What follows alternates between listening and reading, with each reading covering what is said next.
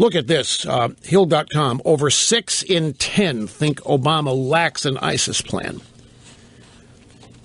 This is a CBS News poll. Now, folks, this is remarkable because the drive-by media is still covering for Obama.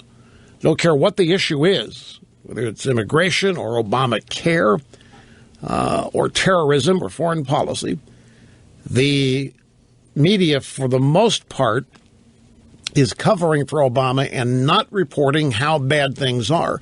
There have been a couple of exceptions to that. One was when Jim Acosta in Paris during that absolutely disastrous press conference Obama conducted last week. Frustrated CNN reporter stands up. Can you just tell us when you're going to go get the bastards? Meaning ISIS. And Obama got his back up and got all mad, got childlike, petulant, and so forth, and started telling everybody he's already answered that question 2 or 3 times and don't look for sloganeering on leadership or American winning because he doesn't believe in any of that.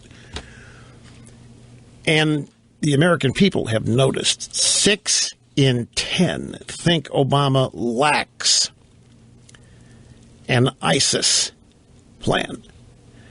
Now, a better headline would be, how about 66%, or how about 2/3 of Americans think Obama's out to lunch on ISIS? And Hillary's endorsed his position, so you could put her in the headline.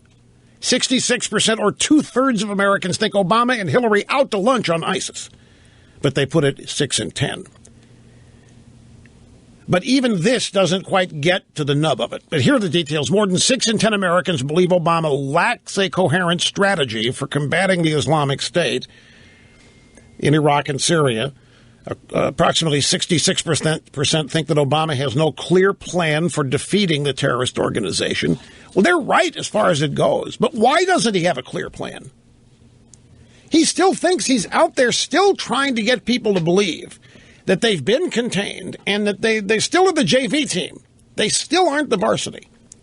Obama wants people to think that this is really much ado about nothing. This is just the media making this much bigger than it is. This is just, what did he call them? A bunch of bad people with social media? He was talking about ISIS. This is a bunch of extremists with social media or something is how he described them. He's got a strategy to deal with them. This is where this poll misstates it. Now, the American people might think that he doesn't have a strategy because they don't see any action. No action is the strategy.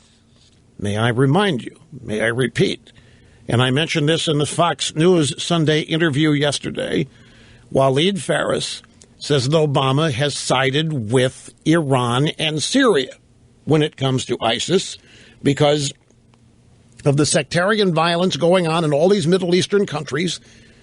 Obama is telling everybody that until these countries unify themselves, there's no point in him helping them. Because getting rid of ISIS, Obama says, we don't know what would surface to replace them. It might be worse.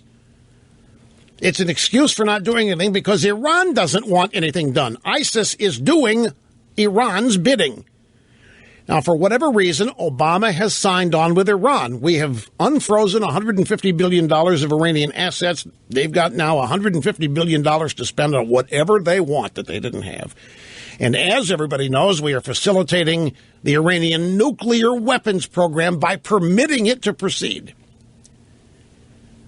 So Obama does have a strategy. It is for Iran to eventually be the power in that region. And if ISIS is an agent of Iran, and if ISIS is an agent of Bashar Assad, or if Assad's an agent of Iran, that's where Obama's loyalties lie. So the strategy is not to do anything. And while so you don't do anything, that's why Obama says, hey, they're still the JP team. Hey, they're just a bunch of extremists with social media skills. They're not nearly as big as they're just being blown way out of proportion as a means of justifying not doing anything to stop them.